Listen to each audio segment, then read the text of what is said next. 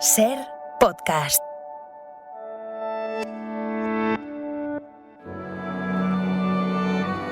Bienvenidos a Sucedió una noche, un programa dedicado al mejor cine de todos los tiempos. I wanna hide from the sun, I wanna live in the dark, I wanna go to the movies. Nobody's waiting outside, but I feel alright, 'cause I'm here on my own. I can kiss Marion and Jane, I can sing in the rain, I can be Superman. I'll never come out again. Las estrellas míticas, los grandes directores, las películas inolvidables. Dirige y presenta Antonio Martínez. Saludos a todos y bienvenidos a Sucedió una noche. Tengo por aquí la escaleta del programa y os voy a contar lo que traemos esta semana. Del lado internacional tenemos una elegante película británica de los años 90. He alquilado lo que queda del día. Le conozco bien, ¿eh? Si aparece Emma Thompson, allí me tiene. Pero también un blockbuster norteamericano de esa misma década. Si yo hiciera una película sería como Terminator. Nadie te alucina tanto como Arnold. Ya. Hasta la vista, baby. Y del lado nacional vamos a charlar con el periodista Ramón Monedero, que acaba de publicar un libro sobre zombies en el cine. Y recordaremos a una gran actriz española que marcó época, Amparo Rivelles. Yo veo las películas de antes y encuentro que sí, de repente qué guapa, pero qué guapa con un poco tonta, ¿no? A mí me hubiera gustado ser como era mi madre, rubia, con los ojos verdes, menudita. Y he sido todo lo contrario, he sido morena, con los ojos negros, alta, grande. Sumadle a todo ello nuestro juego de las películas y ya tenemos el programa completo. Así que, adelante con él. I wanna hide from the sun, I wanna live in the dark, and I'll never come back. El espectáculo está a punto de comenzar, pero no se alarmen ustedes, no les cobraremos la entrada. Lo que el cine nos dejó. Es tan difícil ser alguien que la gente no olvida. Este domingo 5 de noviembre se cumplen 30 años del estreno de Lo que queda del día, una de las películas más inolvidables de la década de los 90, dirigida por James Ivory y protagonizada por Emma Thompson y Anthony Hopkins. ¿Os apetece que la recordemos?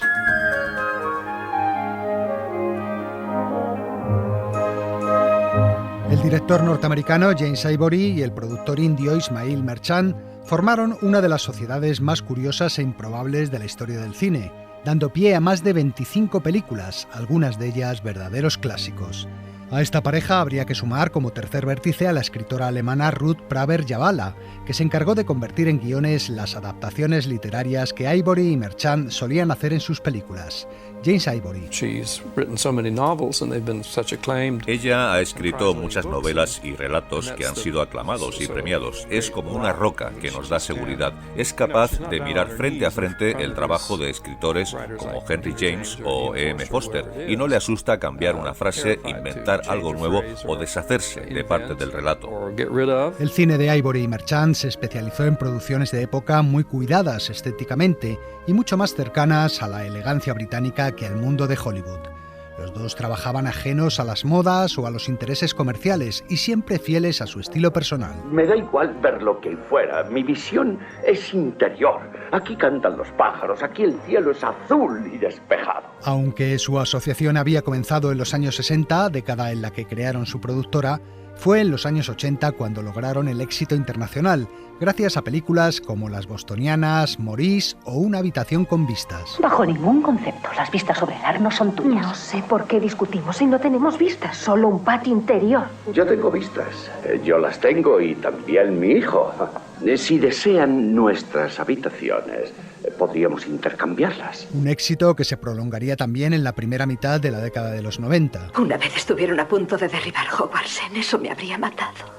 La casa es mía, me la dejó en herencia mi hermano, que murió en la India. Regreso a Hogwarts End fue otra de sus grandes películas, ganadora de 3 Oscar en 1992. En ella destacaba la buena química entre sus dos estrellas principales, Emma Thompson y Anthony Hopkins, pareja que repetiría protagonismo al año siguiente en Lo que queda del día. Anthony Hopkins. Si trabajas con alguien con quien te gusta estar, la buena química es casi segura, es así de sencillo. Y ella me gusta porque es una gran actriz, tiene un gran sentido del humor sobre ella misma y sobre todo, es encantadora, generosa y muy sexy.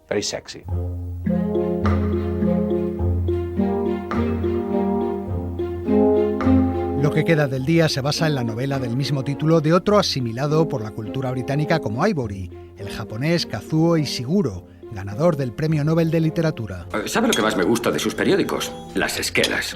A cualquier hijo de vecino se le escribe una frase de despedida. Es un arte que nosotros no tenemos. Ishiguro nació en Nagasaki, pero su familia se trasladó a Inglaterra cuando él era un niño y desde 1982 posee la nacionalidad británica.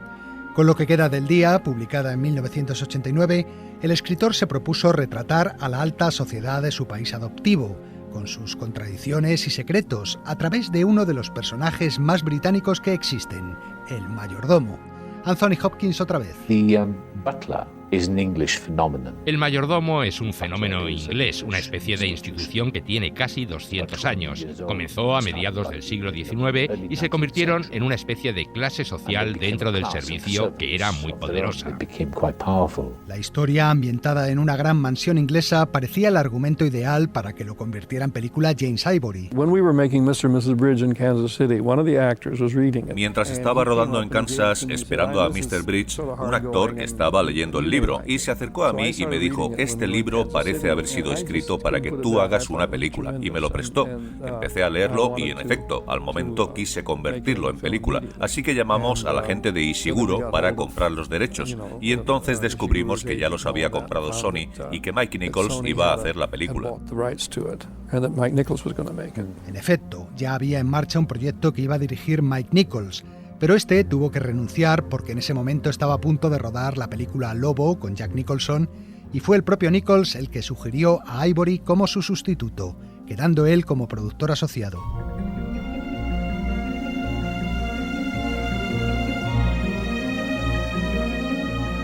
En Lo que queda del día, Anthony Hopkins es la viva estampa del mayordomo inglés que todos imaginamos.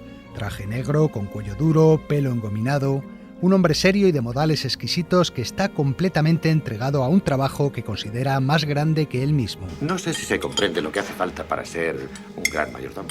Dignidad, eso es lo que hace falta. Exacto, dignidad. Esa es la definición oficial dada en la publicación El Caballero del Caballero. Un gran mayordomo debe poseer dignidad. De acuerdo con su condición. Para asesorar a Hopkins en su interpretación se contrataron los servicios de Cyril Dickman, un mayordomo profesional que desempeñó durante 50 años su trabajo en el Palacio de Buckingham. Stevens. Buenos días, señor. Lord Halifax quedó impresionado por la planta. Le dije que era obra suya. Le felicita por ello. Buen trabajo. Gracias, señor. Según Anthony Hopkins, este hombre le explicó que la mayor virtud de un mayordomo era lograr pasar totalmente desapercibido, como si fuera invisible. En la biblioteca, y no hace falta que lo confirme, están el primer ministro, el de Asuntos Exteriores y el embajador alemán.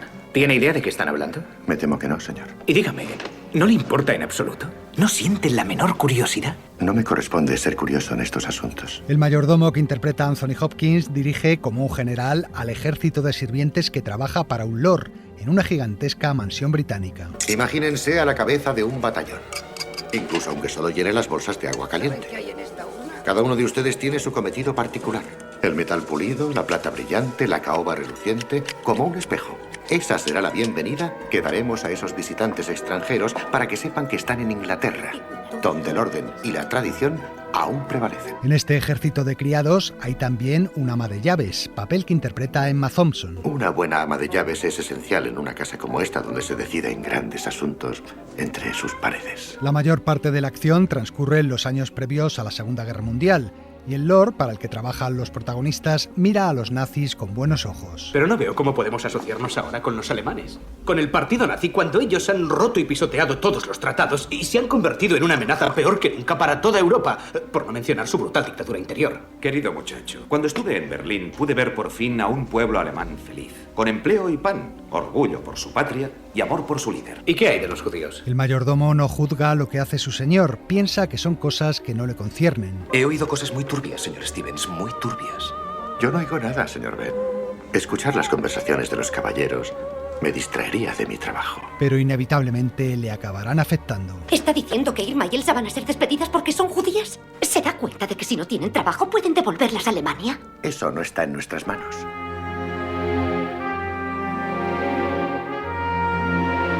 En realidad, el marco histórico y político en el que transcurre la película solo es el telón de fondo para narrar otra historia.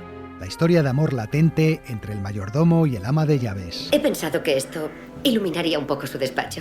Gracias, señorita Kenton. Pero considero este cuarto mi lugar privado de trabajo y prefiero mantener las distracciones al mínimo. ¿Las flores le parecen una distracción, señor Stevens? Agradezco su amabilidad, señorita Kenton, pero prefiero mantenerlo como está. Ambos están enamorados secretamente el uno del otro, pero no consiguen dar el primer paso.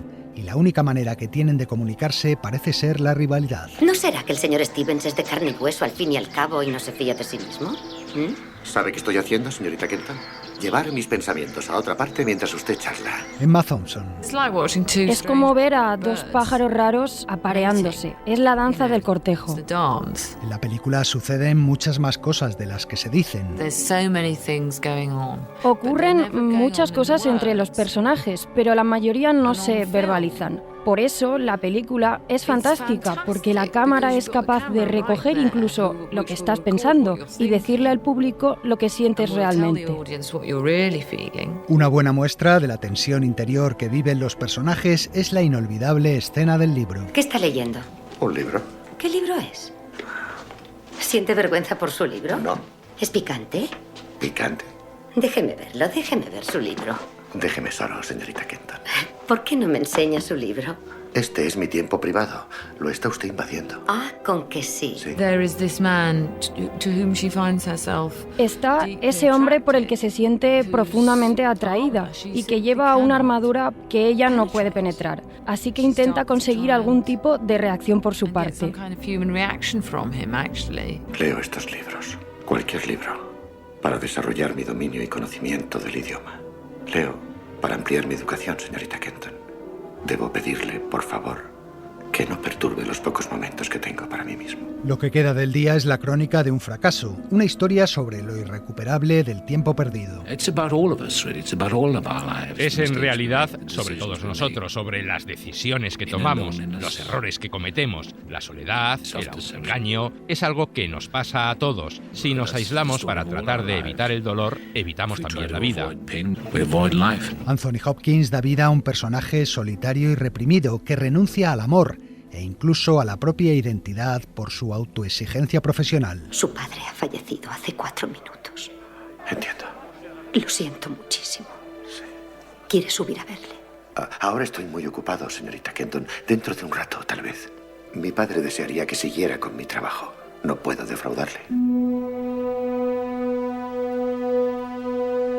En papeles secundarios también nos encontramos con otros actores británicos como Hugh Grant, Lena Headey o Ben Chaplin, con una aportación llegada del otro lado del océano. Milord, Mr. Lewis, el caballero americano, ha llegado. Este americano es el malogrado Christopher Reeve, el actor de Superman, en una de sus últimas películas antes del accidente que le dejó tetrapléjico.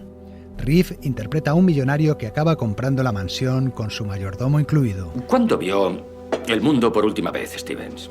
Bueno, en el pasado el mundo venía a esta casa, por así decirlo, si me permite la expresión, señor. ¿Y por qué no sale cuando yo esté en Londres? Coja el coche, coja el Daimler. Dios mío, señor, ¿no podría hacer eso? Usted y ese Daimler hacen buena pareja. Lo que queda del día fue nominada en 1994 a 8 Oscar, incluidos los de Mejor Película, Mejor Director y Mejor Actriz para Emma Thompson y Mejor Actor para Anthony Hopkins. Sin embargo, no ganó ninguno. Su señoría ha tomado esa decisión. No hay nada que usted y yo podamos discutir. Y es que aquel año fue el año de La lista de Schindler y de Tom Hanks por Filadelfia y Holly Hunter por El piano. Lo que queda del día se convirtió en el mayor éxito comercial de la carrera de Ivory y Merchant, pero curiosamente a partir de entonces comenzó su declive.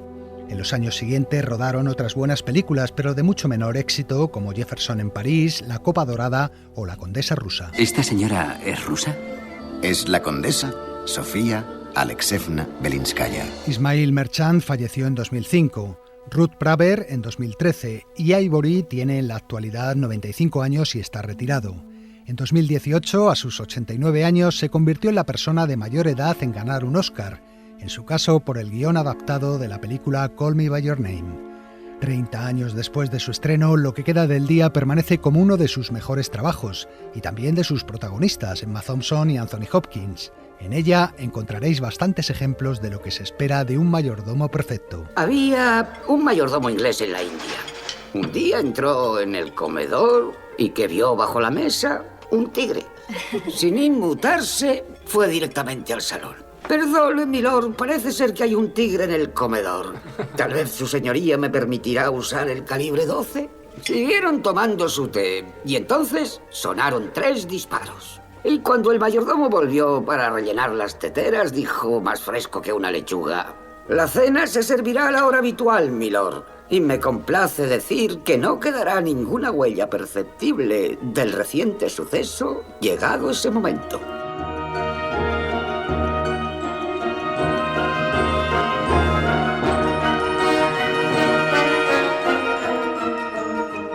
Y ahora ya sabéis lo que viene, nuestro juego de las películas. Hola, Ringo. Hola, Carly. No esperaba que viniese de escolta en este viaje, comisario. ¿Va usted a Losburg? A estas horas ya te hacía yo allí. No, se me murió el caballo. Bien, creo que tienen ustedes otro pasajero.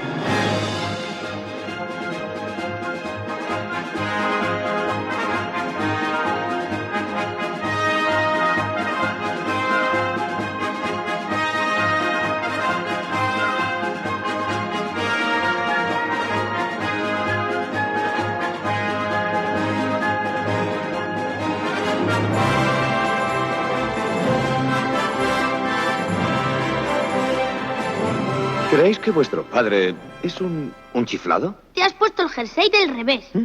¿Me creéis un maniático que malgasta el tiempo en inventos tontos? No son inventos tontos, son estupendos. A nadie se le ocurriría inventarlo. Es cierto, solo a mí.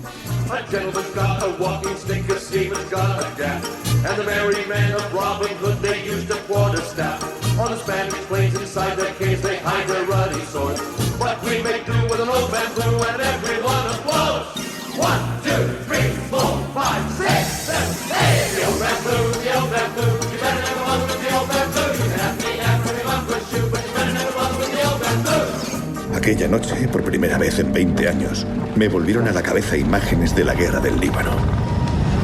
Pero no solo del Líbano, sino de Beirut Oeste. Y no solo de Beirut, sino de la matanza en los campos de refugiados de Sabra y Shatila.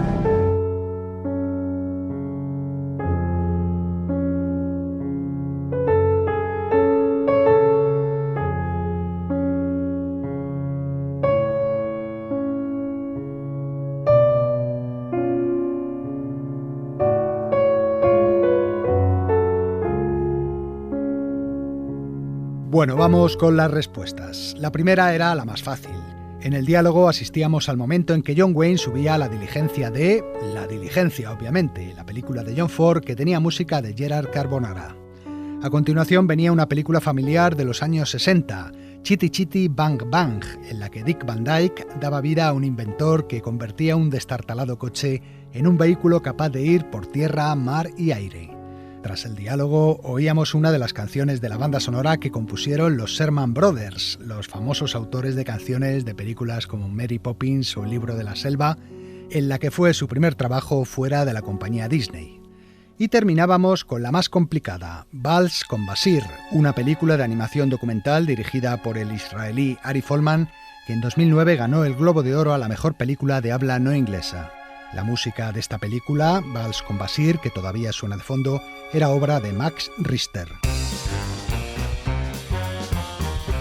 Es que yo me pongo enferma con tanta españolada y con tanto trabuco, sombrero catite y patillas. Sucedió en el cine español. Perdone, ¿españolada dice?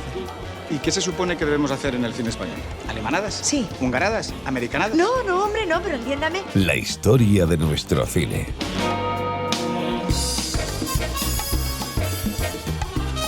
El próximo martes 7 de noviembre se van a cumplir 10 años desde que nos dejara Amparo Rivelles, una de las actrices más importantes de los años 40 y 50, que marcó toda una época en la historia del cine español. Nosotros queremos rendirle tributo recordando su vida y su carrera de actriz.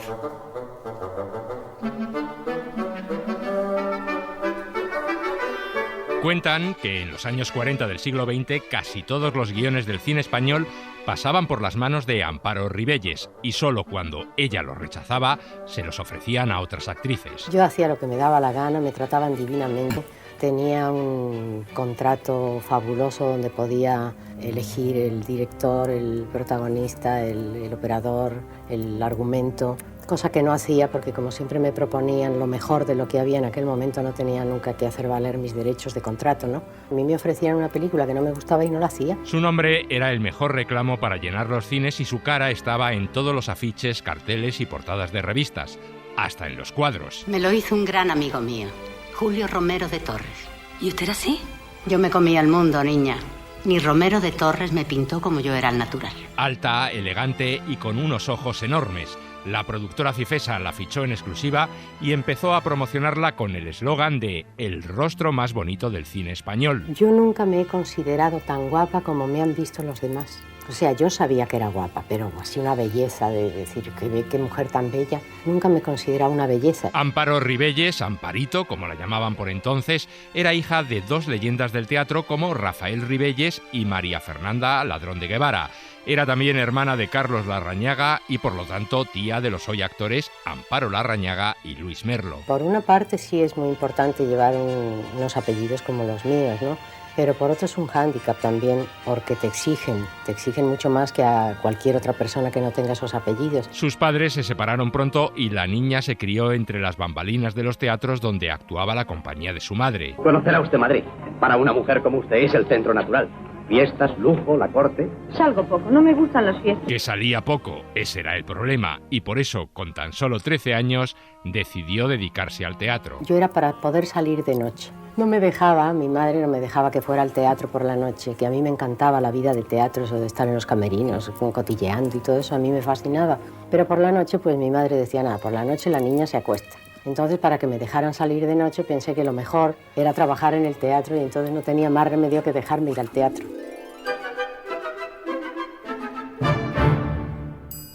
Debutó en el cine en 1941 en la película Marijuana, con apenas 14 años, pero su primer gran éxito llegaría al año siguiente con Malvaloca, dirigida por Luis Marquina. Malvaloca. Leonardo. Ven conmigo, Malvaloca. Te esperan mi hermana, mi casa y mis brazos. Contigo, sí. Cuando no me quieras me mata, pero mientras contigo. Yo le tengo mucho cariño a Malvaloca porque me dio dos grandes éxitos en teatro también. Cumplí 15 años haciéndola. Y es un personaje de una mujer de 30 y tantos, muy vivida, muy corriente, una prostituta. En Malvaloca coincidió por primera vez con Alfredo Mayo, la gran estrella masculina del cine de aquellos años, con la que formaría pareja y rodaría varias comedias como Un caballero famoso o Deliciosamente tontos. Preocupada. Regular. Me acaban de echar una regañina. Y a mí también. Temen que nos enamoremos. Qué tontería. ¿Tontería por qué? Dime. Me tiene usted miedo. Hay ciertas conversaciones que le están prohibidas a una mujer casada. El público enloqueció cuando sus dos estrellas favoritas trasladaron su romance de la pantalla a la vida real. Y aunque no duraron mucho juntos, en las calles se hizo muy popular una coplilla que decía: debajo de la capa de Alfredo Mayo, Amparito Rivelles monta a caballo. También se cantaba la parrala entonces. Éramos muy populares en aquel momento y se inventaban canciones y cosas. Amparito se hizo mayor rápidamente y en Cifesa se dieron cuenta de que era mucha actriz para hacer solo comedietas ligeras. Así que le pusieron al lado de un galán dramático de la talla de Rafael Durán. Era un actor muy metódico, Yo me acuerdo que se fue, cuando estábamos haciendo La Fe, antes de empezar La Fe, se fue a pasar unas semanas a un seminario, porque hacía un cura. Entonces yo, que hacía una señora que atacaba a un cura, le dije, bueno, ¿yo dónde me tengo que ir para meterme en situación? Me tengo que ir a una casa non santa para esas cosas. A su lado cosecharía grandes éxitos con películas como La Fe, Eloísa está debajo de un almendro y sobre todo El clavo. ¿Cree la acusada que la incisión de ese clavo pudo causar la muerte a don Alfonso Gutiérrez del Romeral? Sí, señor. ¿Que confiesa usted haberlo asesinado? Sí, lo confieso.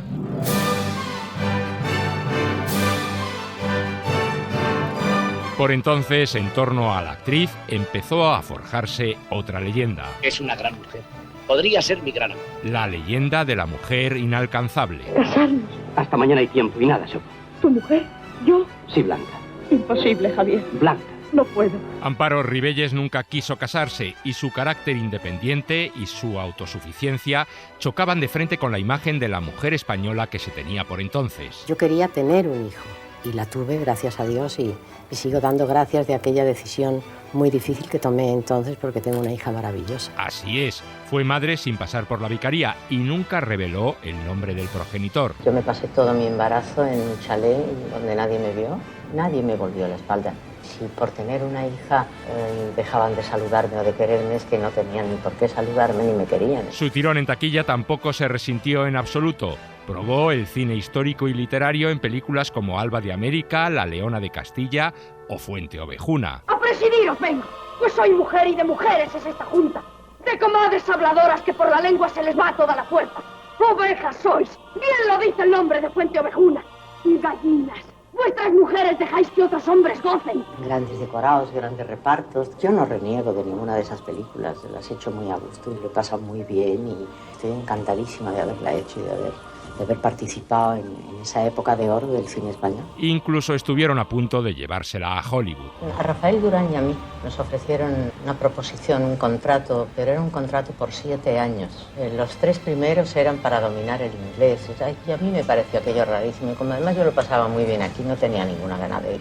Entonces él tampoco se decidió y no fuimos ninguno de los dos. Su aventura hollywoodiense no salió, pero Amparo pudo desquitarse en parte con un pequeño papel en Mr. Arkadin, la película de Orson Welles rodada en España. ¿Por qué supone que yo sé algo de esas cosas? Algunos compatriotas suyos refugiados me han sido útiles para saber lo que quería. Sí, es cierto.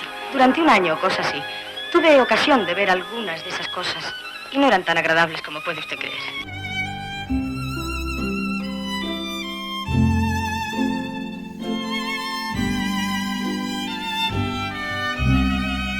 En 1957 sí cogió el avión, pero no con destino a Los Ángeles, sino a México. Un contrato de 6 semanas, conocer México, que me hacía mucha ilusión. Me fui por 6 semanas, que era el contrato, y estuve un poco más. Estuve casi 24 años. En México no tardó en convertirse en una de las actrices favoritas del público. Usted se ha burlado de mí. Es que yo la quiero, Gabriela. Y sería capaz de renunciar a mí mismo con tal de conquistarla a usted. No, usted está loco. ¿Y Gaby? Mi hija. ¿Qué no comprende que Gaby es una niña? Pero usted la ha cortejado. Le está haciendo creer que... ¿No se da cuenta que estando yo con ella podía estar más cerca de usted? Hizo melodramas y comedias en el cine, pero sobre todo se convirtió en una de las actrices habituales de las telenovelas. Teatro, cine, televisión, radio, menos circo, todo. Ese fue el motivo de que yo no pudiera venir a España como yo pensaba. Yo dije, bueno, me voy a estar allí una temporadita, 2, 3 meses, 4 meses, pero se fueron enredando las cosas. La Coquito de Pedro Masó marcó su retorno al cine español en 1978 y enseguida le llovieron ofertas de trabajo en películas, en la televisión o en el teatro. Me encontré con los amigos de siempre, con el público de siempre, con el cariño de siempre. La gente fue a verme como siempre. Para mí, hubo un momento en que dije, no, yo no me he ido 24 años de aquí. Yo parece que ayer he hecho la función anterior a esta. Uno de sus papeles más populares fue el que interpretó en la serie de televisión Los gozos y las sombras, de la que hablamos la semana pasada a propósito de Charo López. ¿Recuerdas mi casa? Casi no recordaba la mía. Quizá me quede poco tiempo. Es natural. ¿Qué vas a hacer en Puebla Nueva? Este es el último rincón del mundo. Amparo Ribelles hacía teatro y televisión sobre todo, pero sin dejar de un lado el cine. En los 80 la vimos en películas como Soldados de plomo, Esquilache o Hay que deshacer la casa, por la que ganó el Goya a la mejor actriz de reparto. Tú sabes que aquí en España hubo una guerra, ¿no? Algo he oído. Bueno, pues había gentes de derechas y gentes de izquierdas. Progres y fachas. Bueno, pues mi padre y mi hermana eran fachas, y tu padre y el padre de tu padre eran progres. Progre mi padre. Sí, parece ser que no había hecho la primera comunión o algo por el estilo. Bueno, total, que mi hermana y tu padre se enamoraron, y mi padre, que era un ogro, pues la metió interna. Una película que tuvo mucho éxito ya en la década de los 90 fue El día en que nací yo, protagonizada por Isabel Pantoja. Es que yo soy artista, ¿sabe usted? No, sí, no hay más que verla. Y yo de eso entiendo un poco. Yo también lo fui.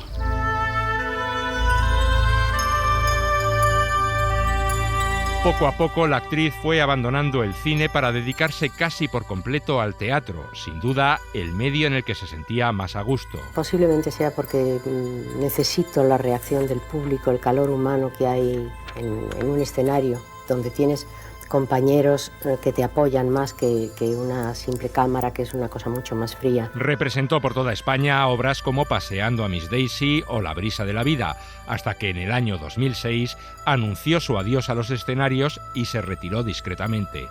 Nunca quiso escribir sus memorias y cuando le preguntaban por qué, siempre decía que sus cosas eran solo suyas. Entonces no, mis memorias son mías, mis recuerdos maravillosos unos y tristes otros son míos. Amparo Ribelles falleció el 7 de noviembre de 2013 a los 88 años de edad. Por deseo suyo, la Capilla Ardiente se instaló en el Teatro Alcázar de Madrid, el lugar donde vivió muchos de sus éxitos. Por allí pasaron amigos y admiradores. Algunos, los más veteranos, la recordaban todavía como la gran estrella femenina del cine español de los años 40 y 50, aunque ella, desde su humildad, nunca se vio así. Yo me consideraba una chica que tenía la suerte de trabajar en lo que le gustaba. No tenía esa sensación de ser una gran estrella ni de ser una gente muy importante, nunca la he tenido.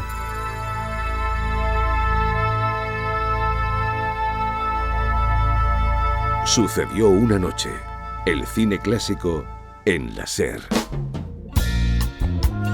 Si ese avión despega y tú no estás a su lado, te arrepentirás. Tal vez no hoy ni mañana, pero sí muy pronto y para el resto de tu vida. El cine de su vida. Es de Casablanca.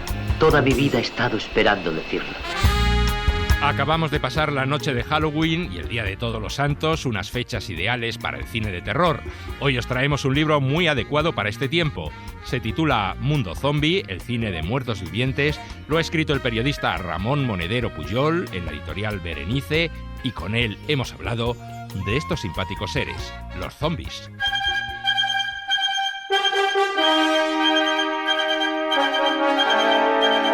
La tradición zombie viene en realidad de Haití, de la religión vudú. Hubo un periodista norteamericano, William Seabrook, si no recuerdo mal, que fue a Haití a estudiar esta religión y que de hecho publicó un libro que ahora se puede encontrar, que se titula La Isla Mágica. En Haití hay supersticiones que trajeron los nativos de África. Algunas de ellas se remontan a los tiempos del antiguo Egipto.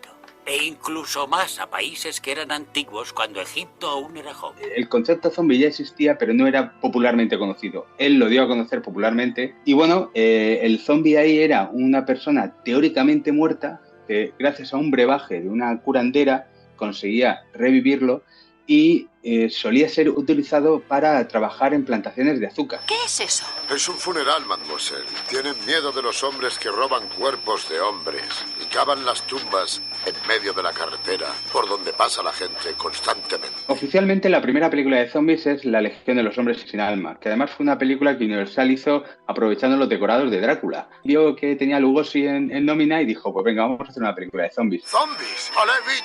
¡Olé! Con esta base se hicieron varias películas. Yo anduve con un zombie e incluso de Reptil, de la Hammer. Y todas estas películas eran, ya te digo, había un brujo que era el malo de la película y los zombies, bueno, pues se levantaban y hacían lo que el brujo le mandaba y ya está.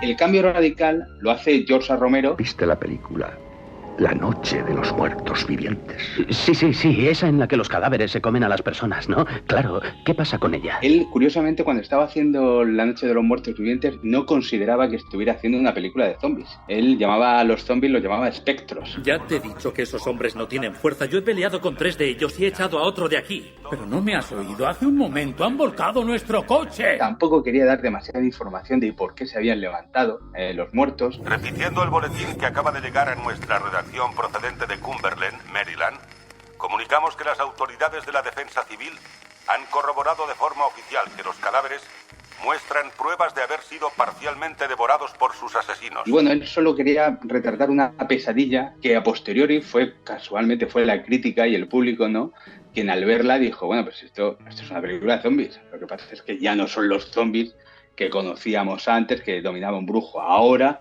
son zombies que se levantan para alimentarse de carne humana, lo cual era pues bastante más escabroso. Lo cual también encaja con una época del cine que tiene cierto sentido, ¿no? Porque fue el momento en el que el cine gore empezó a asomar, se empezaron a hacer películas sanguinolentamente salidas de tono, y bueno, pues dentro de eso tenía cierta cabida y cierta lógica que se llegara a ese punto.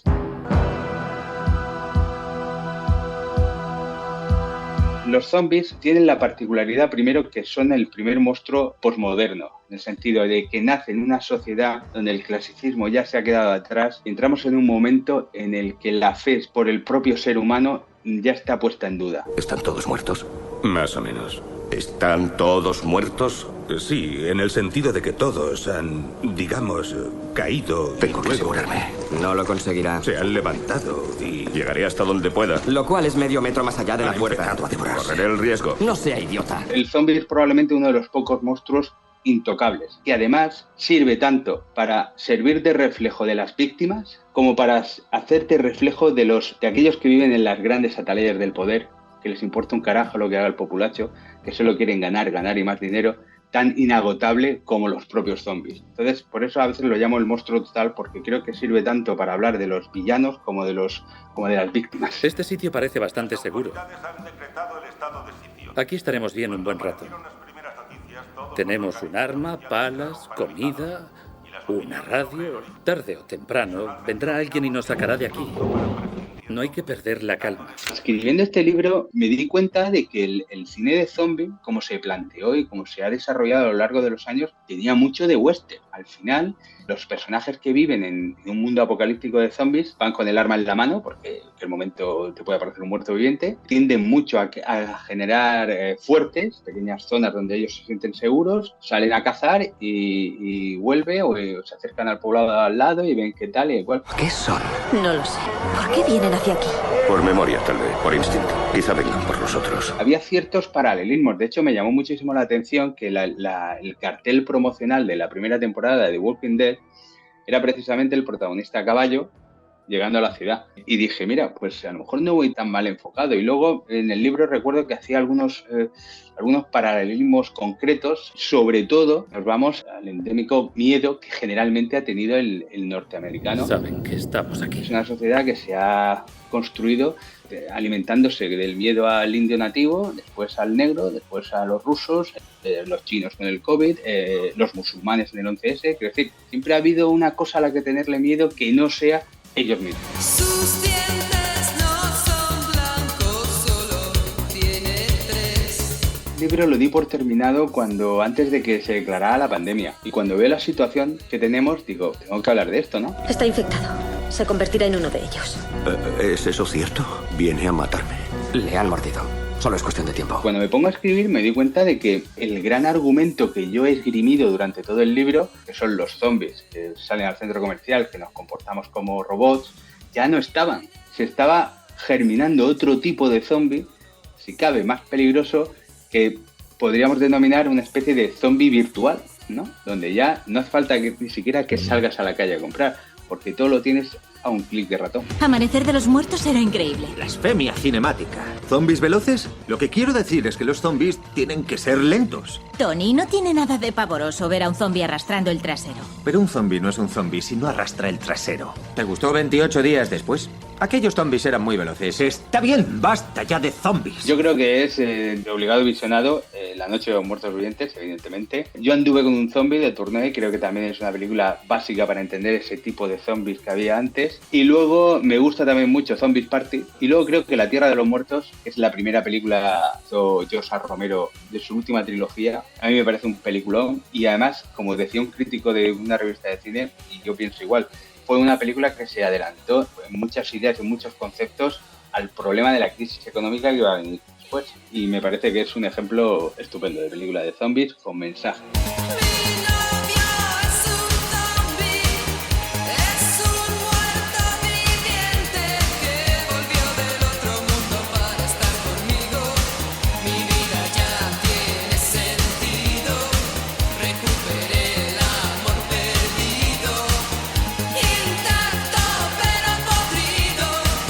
Sucedió una noche.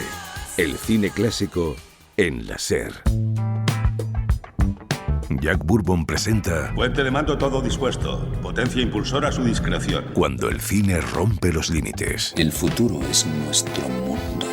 El futuro es nuestra época. Las mejores películas del cine de ciencia ficción. Un mundo que permite que nuestros sueños científicos y tecnológicos se hagan realidad.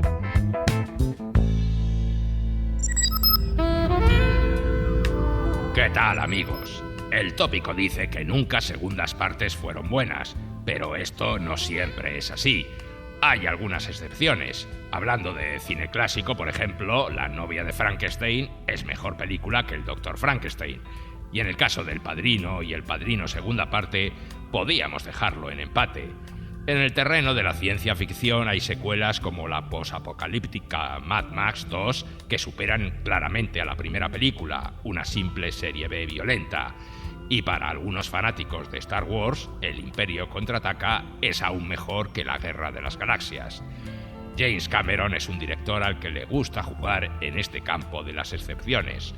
Su película Aliens, el regreso, no desmerecía al primer Alien de Ridley Scott y hay gente que prefiere el segundo Avatar al primero. En el caso de la película que os traigo hoy, la superioridad de la secuela es clara. Terminator 2 no solo ha envejecido mucho mejor que el primer Terminator, sino que resultó mucho más entretenida y comercial, además de suponer un gran avance en el terreno de los efectos especiales.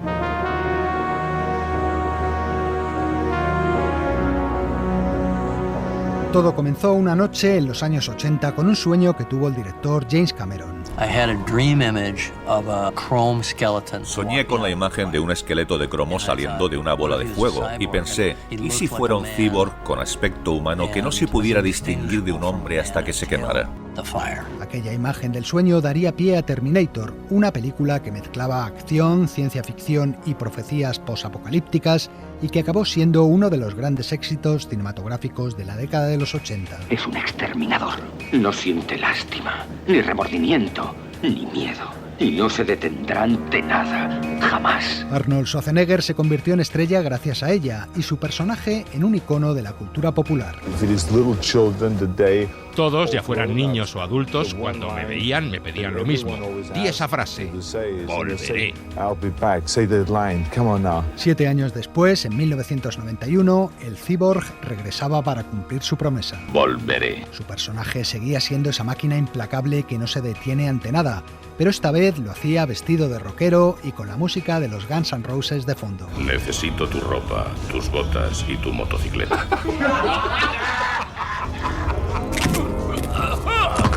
¡Ayúdame!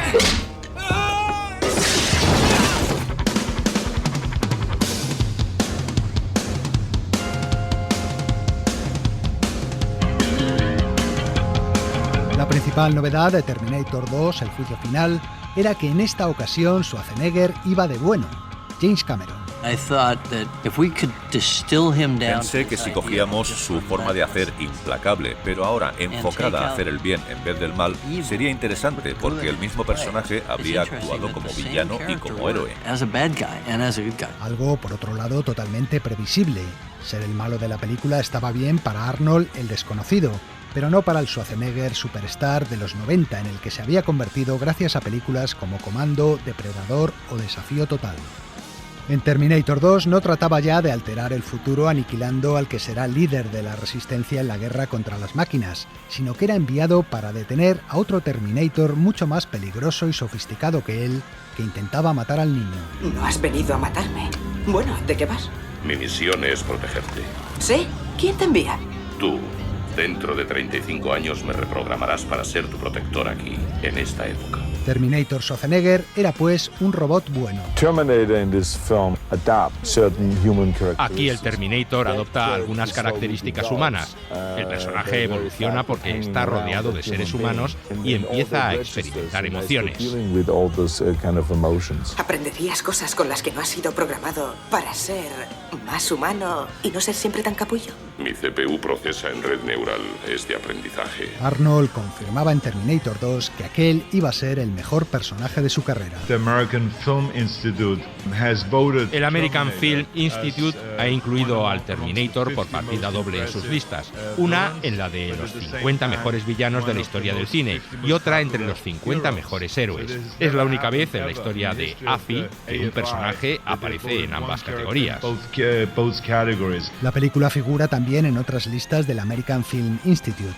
Está en el puesto número 8 de las mejores películas de ciencia ficción y en el número 76 en el de las 100 mejores frases de la historia del cine, con aquella que todos recordamos. Sayonara, baby. Bueno, la frase era así solo en la versión española, ya que en la película original se decía en castellano. Hasta la vista, baby.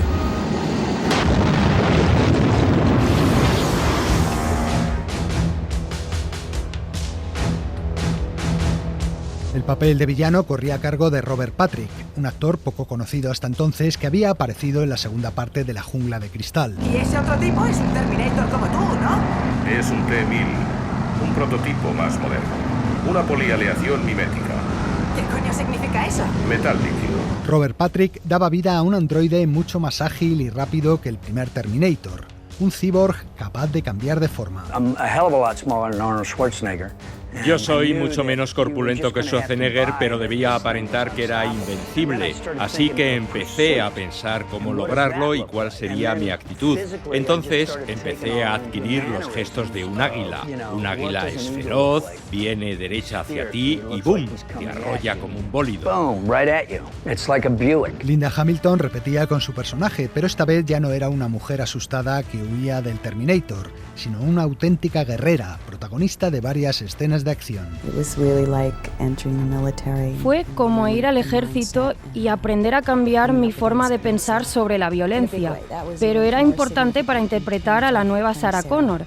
Recibí clases de manejo de armas, técnicas de combate, judo. En cuanto a su hijo, el elegido para el papel fue un chaval de 12 años sin ninguna experiencia previa como actor. De modo que tienes que obedecerme, ¿eh? Es uno de los parámetros de mi misión. Pistonudo, mi propio Terminator. A Edward Furlong le escogieron entre cientos de candidatos apenas un mes antes de iniciarse la filmación. Es la clásica historia. Le encontramos en las calles de Pasadena y al momento se vio metido en el caos de un rodaje.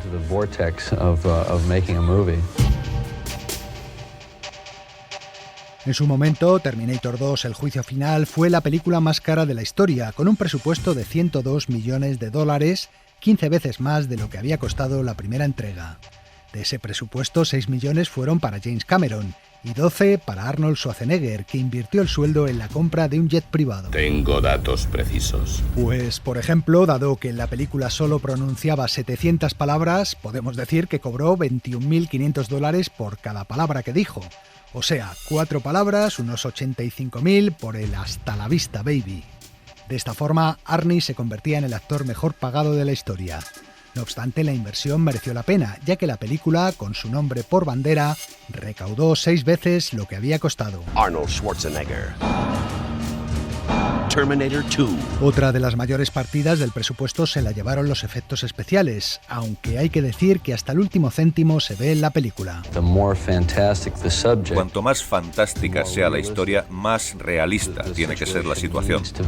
Terminator 2 era un festín para los sentidos. Había efectos pirotécnicos y de destrucción, disparos, persecuciones, escenas de acción en las que participaron decenas de especialistas, maquetas, trucos de cámara.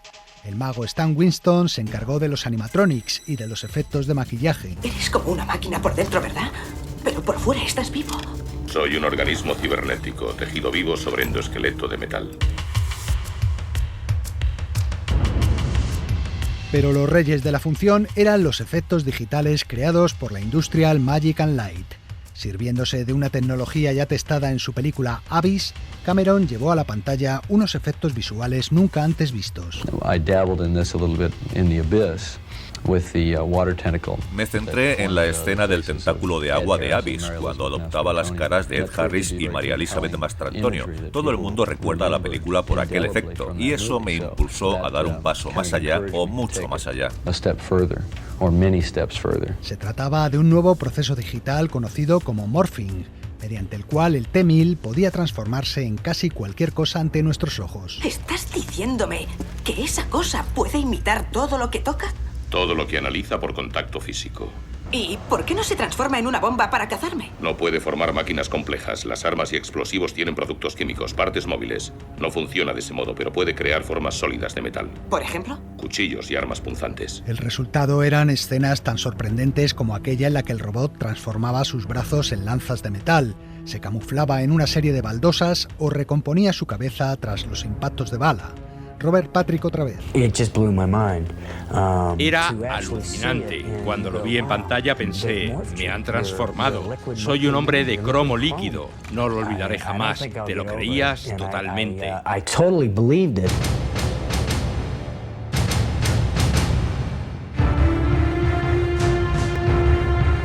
Terminator 2 también marcó la pauta para el cine de acción de la década, indicando el camino a títulos que vendrían después como Speed, Mentiras arriesgadas o La Roca.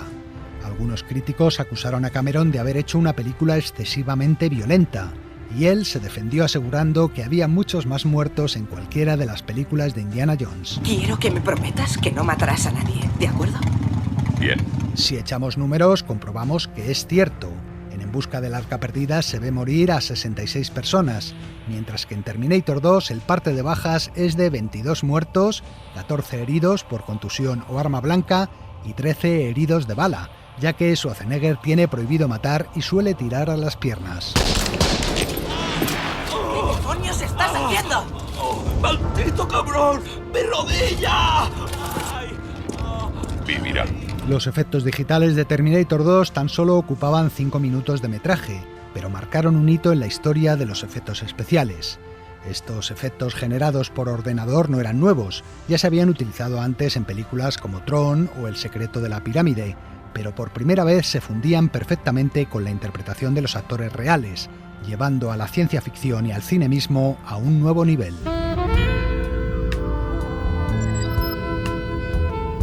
La saga Terminator daría pie a 4 secuelas más en las que Schwarzenegger repetiría con su personaje, una franquicia que gira en torno a la guerra entre la especie humana y el programa de inteligencia artificial Skynet y que nos habla de un futuro apocalíptico que en los últimos tiempos ya no parece tan irreal, dado los recelos cada vez mayores que despierta la inteligencia artificial.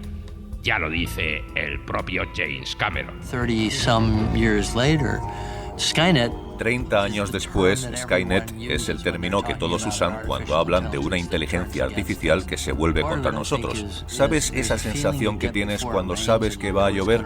Con el desarrollo tecnológico sentimos lo mismo. El consenso general dice que estamos en el momento previo a la lluvia. Tal vez ocurra dentro de 10 o de 20 años, pero ese momento llegará y puede que no tengamos un final feliz. En fin, amigos, hasta la semana que viene. Continuará.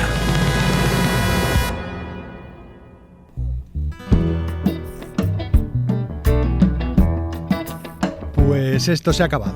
Hoy va a cerrar el programa el gran Eric Clapton con una versión del tema musical de Johnny Guitar, la película de Nicholas Ray que en su día protagonizaron Joan Crawford y Sterling Hayden.